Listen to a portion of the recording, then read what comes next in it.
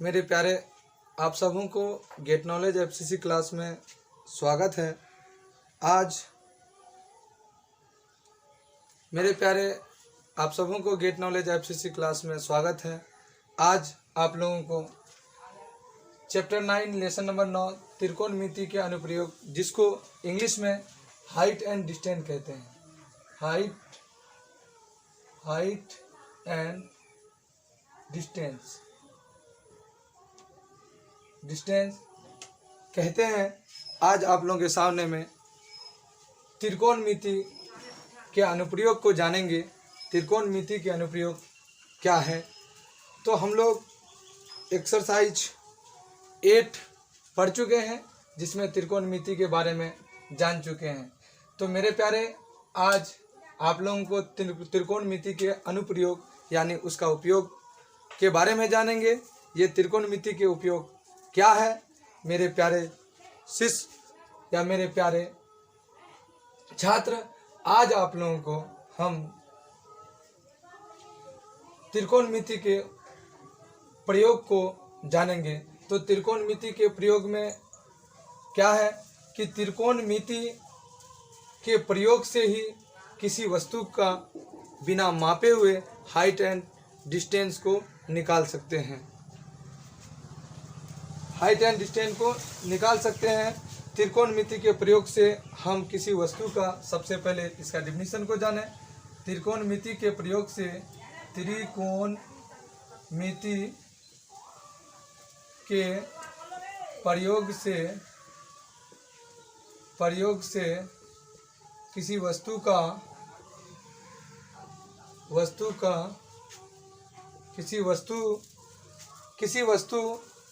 की ऊंचाई और दूरी को बिना मापे ज्ञात कर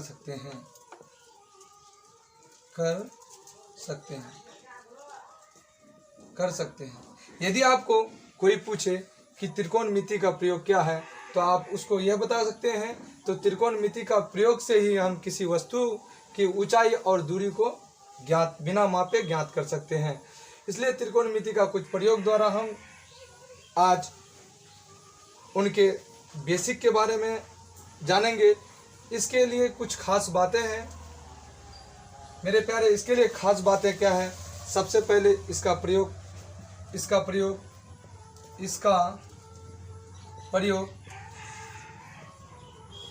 समकोण त्रिभुज पर होता है। तो इससे हमको यह पता चला कि त्रिकोणमिति का प्रयोग को इस्तेमाल करने के लिए हम समकोण त्रिभुज का ही प्रयोग करेंगे। अन्यथा अगर समकोण त्रिभुज वह नहीं होगा तो इसका इस्तेमाल हम नहीं कर सकते हैं। तो समकोण के अलावा 90 डिग्री के अलावा दो कोण का ज्ञान हासिल कर लेना इस चैप्टर में जरूरी है। इसके प्रयोग के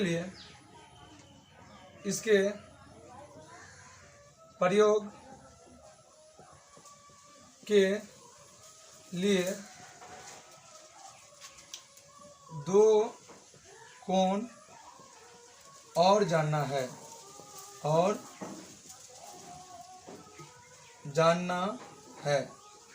तो नंबर 1 उन्नयन कोण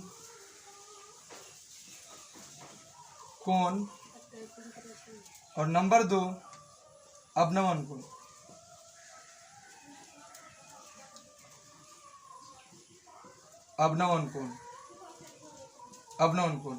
तो हम अवनमन कोण और उन्नयन कोण को जानेंगे। और इस अवनमन कोण और उन्नयन कोण को जानने से पहले इसके कुछ खास बातें और भी है जिसे हम जानेंगे। तो देखिए, ये खास बातें क्या है। जैसे कि एक मीनार है,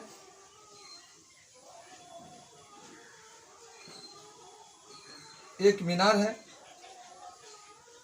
इस मीनार का नाम हम ये भी रख लेते हैं, जो जमीन पर खड़ा है और कोई एक आदमी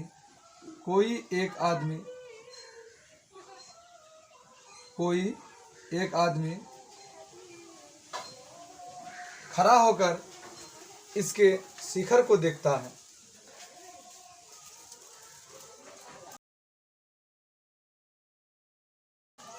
शिखर को देखता है तो शिखर, एक बात हमें याद ये आई कि शिखर और पाद क्या है। तो किसी भी चीज के ऊपरी छोर को, किसी भी चीज या किसी भी वस्तु, कोई भी मीनार के ऊपरी छोर को हम लोग शिखर कहते हैं और उसके निचली छोर को हम लोग पाद कहते हैं। हम जान गए कि शिखर किसे कहते हैं और पाद किसे कहते हैं। अब हम आगे बात करते हैं। जैसे यह लड़का खड़ा है, यह लड़का इस शिखर ए को, मीनार के शिखर ए को देखता है। तो जब शिखर ए को देखता है तो लड़का को हम सी मान लेते हैं। तो लड़का को सी मान लेते हैं। यह सी क्या करता है, ए को देखता है। तो यह लड़का ए को देखता है। सी ए को मिलाने वाली रेखा को हम लोग दृष्टि रेखा कहते हैं। दृष्टि रेखा कहते हैं। तो आपने जाना इनके कुछ तथ्य। शिखर किसे कहते हैं? तो शिखर आपने जाना, कोई भी वस्तु खड़ी हो या मीनार खड़ा हो या घर खड़ा हो या पेड़ खड़ा हो, तो उनके जो ऊपरी छोर है उसे हम लोग शिखर कहते हैं और उसके निचली छोर है उसे हम लोग पाद कहते हैं। और ये लड़का जो देखता है शिखर को, तो सी और ए को मिलाने वाली रेखा दृष्टि रेखा कहते हैं। और इनके आँख से मीनार की पाद को, यानी इनके आँख से मीनार की पाद को मिलाने वाली रेखा को हम लोग क्षैतिज रेखा कहते हैं। क्षैतिज रेखा कहते हैं। क्षैतिज रेखा कहते हैं। तो इसमें आपने यह जाना कि दृष्टि रेखा क्या है और क्षैतिज रेखा क्या है। तो क्षैतिज रेखा जो है हमेशा 90 डिग्री के एंगल पर बनता है। क्षैतिज रेखा हमेशा 90 डिग्री के एंगल पर बनता है। तो क्षैतिज रेखा क्या है, उनके आँख से इस जो बी को, सी से बी को मिलाने वाली रेखा क्षैतिज रेखा है। तो अब हम इस उन्नयन को आसानी से जान सकते हैं। यह कोण आपका उन्नयन कोण हुआ। तो उन्नयन कोण हुआ कौन? तो दृष्टि रेखा और क्षैतिज रेखा के बीच का बना कोण, दृष्टि रेखा और क्षैतिज रेखा के बीच का बना कोण को हम लोग उन्नयन कोण कहेंगे। उन्नयन कोण कहते हैं। दृष्टि रेखा और क्षैतिज रेखा के बीच के कोण को हम लोग उन्नयन कोण कहते हैं। तो आपने जाना उन्नयन कोण, उन्नयन कोण, क्षैतिज रेखा और दृष्टि रेखा के बीच बना कोण को उन्नयन कोण कहते हैं। उन्नयन कोण कहते हैं। और उन्नयन कोण, एक पॉइंटेड बात यह है कि उन्नयन कोण सदा नीचे बनता है। उन्नयन कोण सदा नीचे बनता है। तो हमने इस चैप्टर में त्रिकोणमिति के प्रयोग का डिफिनीशन को जाना। त्रिकोणमिति के प्रयोग से किसी वस्तु की ऊंचाई और दूरी को बिना मापे ज्ञात कर सकते हैं। इसका प्रयोग समकोण त्रिभुज पर ही होता है। इसके प्रयोग के लिए दो कोण जानना, दो कोण को जानना है। इसके प्रयोग के लिए दो कोण को जानना जरूरी है। नंबर 1 उन्नयन कोण और दूसरा अवनमन कोण। अवनमन कोण और उन्नयन कोण जानने से पहले कुछ तथ्य को जानना है।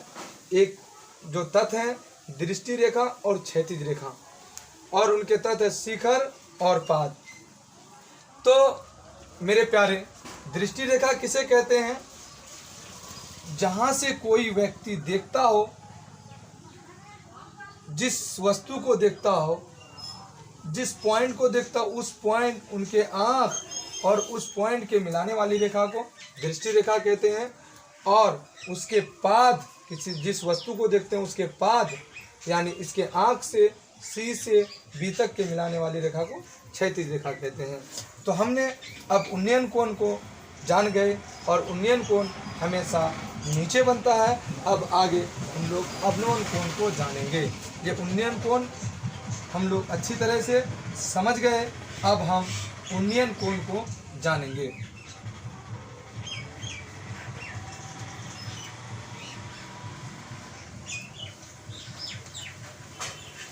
तो अब हम दूसरे नंबर का कोण अवनमन कोण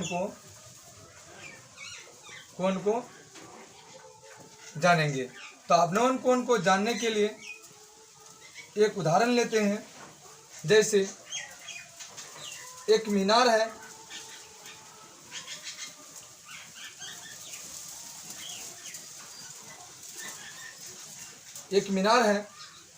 इस मीनार को हम लोग ए बी ले लेते हैं और यहाँ पर एक लड़का को खड़ा कर देते हैं। तो यह लड़का जमीन पर स्थित यह गेंद को देखता है। इस गेंद का नाम हम लोग सी रख देते हैं। तो जब यह लड़का इस गेंद को देखता है तो इनके आँख से और गेंद को मिलाने वाली रेखा, इनके आँख से सी बिंदु को मिलाने वाली रेखा को हम लोग दृष्टि रेखा कहते हैं। वो रेखा जिस रेखा से व्यक्ति किसी वस्तु को देखता है वो क्या हो गया? दृष्टि रेखा हो गया। और एसी को भी हम मिला लेते हैं। तो मेरे प्यारे, तो दृष्टि रेखा जाना है। अब अवनमन कोण को बनने के लिए ये क्षैतिज रेखा कहाँ पर बनेगा? तो इनके आँख से जो रेखा 90 डिग्री के एंगल पर जाएगा, 90 डिग्री के एंगल पर जाएगा, तो उस रेखा को हम लोग क्या कहेंगे? ये क्षैतिज रेखा कहेंगे। अवनमन कोण में क्षैतिज रेखा ऊपर बनता है, उन्नयन कोण में क्षैतिज रेखा नीचे बनता है। तो मेरे प्यारे, ये क्षैतिज रेखा और दृष्टि रेखा के बीच का जो कोण बना है, क्षैतिज रेखा और दृष्टि रेखा के बीच का जो कोण बना है, उस कोण को हम लोग अवनमन कोण कहते हैं। अवनमन कोण कहते हैं। तो क्षैतिज रेखा और दृष्टि रेखा के बीच का जो कोण बना है, उस कोण को हम लोग क्षैतिज रेखा कहते हैं। तो अब इस अवनमन कोण आप किसे कहेंगे? तो वही अवनमन कोण को डिफिनीशन जानने के लिए हम यह कह सकते हैं कि क्षैतिज रेखा और दृष्टि रेखा के बीच बना कोण को अवनमन कोण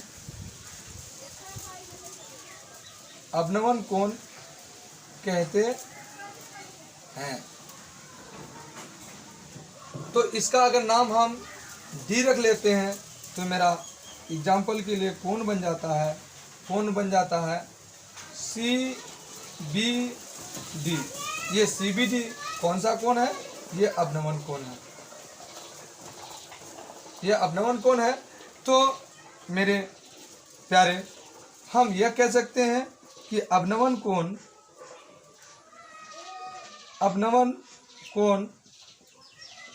सदा ऊपर बनता है और उन्नयन कोण सदा नीचे बनता है। हमने क्षैतिज रेखा को जाना, हमने उन्नयन कोण को जाना और हमने अवनमन कोण को जाना, हमने शिखर को भी जाना और पाद को भी जाना है। तो अब इसको जानने के बाद आगे हम मैथ को देखेंगे। शिखर आपने जाना कि ऊपरी छोर को शिखर कहते हैं और निचली छोर को हम लोग पाद कहते हैं। दृष्टि रेखा, उनकी नज़र से जिस बिंदु को देखता है उसको मिलाने वाली रेखा को दृष्टि रेखा। क्षैतिज रेखा, उनके आँख से 90 डिग्री के बनने वाले रेखा को हम लोग क्षैतिज रेखा कहते हैं। तो एक बात जान लीजिए, अब मैथ बनाने क्रम में क्वेश्चन को हल करने के समय हम लोग अवनमन कोण को चेंज करते हैं उन्नयन के रूप में, उन्नयन कोण के रूप में। तो मेरे प्यारे, तो उन्नयन कोण जो हम बदलते हैं, अवनमन कोण को यदि उन्नयन कोण में बदला जाता है तो वह दोनों कोण आपस में बराबर होता है। जैसे ये कौन सा नियम से यह रेखा 90 डिग्री के एंगल पर गया और यह भी रेखा 90 डिग्री के एंगल पर आया। तो हम यहाँ पर जिस नियम का यूज करते हैं, हम नियम का यूज करते हैं, उस नियम को कहेंगे एकांतर अंत कोण। एकांतर अंत कोण के नियम से अवनमन कोण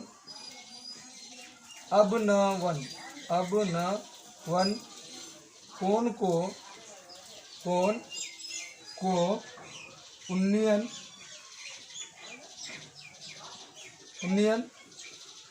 कोण में बदल देते हैं।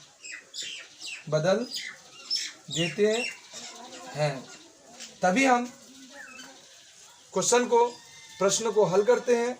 तो मेरे प्यारे, तो एक बात और इसमें आपने जाना कि अवनमन कोण को यदि उन्नयन कोण में बदलेंगे तो दोनों कोण आपस में बराबर होगा। अवनमन कोण को यदि उन्नयन कोण में बदला जाए तो अवनमन कोण और उन्नयन कोण बराबर होता है। तो आपने चैप्टर नंबर 9 के बेसिक को आपने जाना और फिर अगली वीडियो में आपको हम उनके एक एग्जाम्पल बनाते हुए सारे क्वेश्चन को हल करेंगे। इसलिए मेरे प्यारे, अगर आपको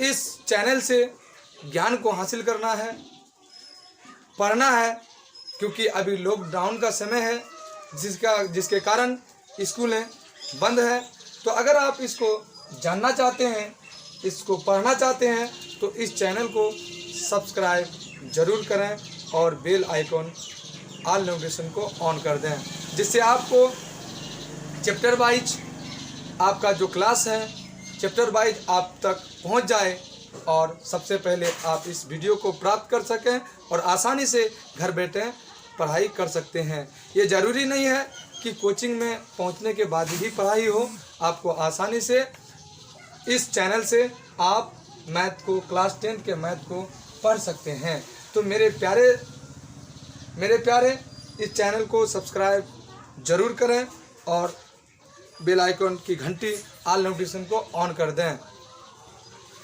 थैंक यू।